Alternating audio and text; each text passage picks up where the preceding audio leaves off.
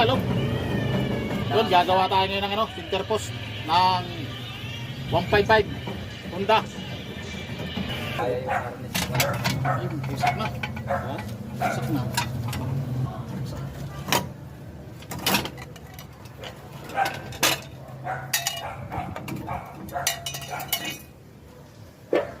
Center post. Nausin na. Kung knuckle bearing, bumasakin ko para mas matibay. Oh. Sirahin ko to, ha.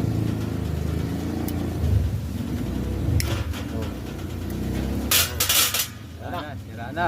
Wala na siyang bearing. Tapos yung luma na, kukunin natin yung mga stick bearing niya. Yan. Gagawin natin pandagdag. Ganito ang diskarte dyan, oh, para matibay yung center post. Hindi magkakaroon ng kanal yung bahayan niya. Pag linagay nyo siya ng flat bearing, lagyan nyo muna siya ng gara. Tapos sa pagkabit nito, kasi medyo oblong, ano pataas to, maliit yung sa dulo, yung malapad sa ilalim, yung malaki yung may butas. Yung may butas pa. Oo, yan patayo. Yan. Punuin nyo lang yan, paikot. Parang ice cream ba? Sa taas yung tulis. Yan.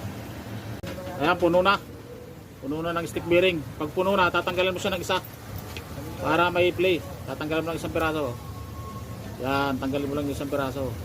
Tapos i-arrange mo ulit. Yan. Malakas ka lahat. Magkakaroon ng play yan. Ha? Yan. Lando. Bagyo. Tama, no? Kita natin ang tulog. Maganda pa rin yung hangin. Oh. Pero puro knuckle bearing, walang bayan. Tinanggal yung bayan sa pangilalim. Wala nang alog. Oh. Lambot ang awi. Kahit isang kamay lang, oh. Oh.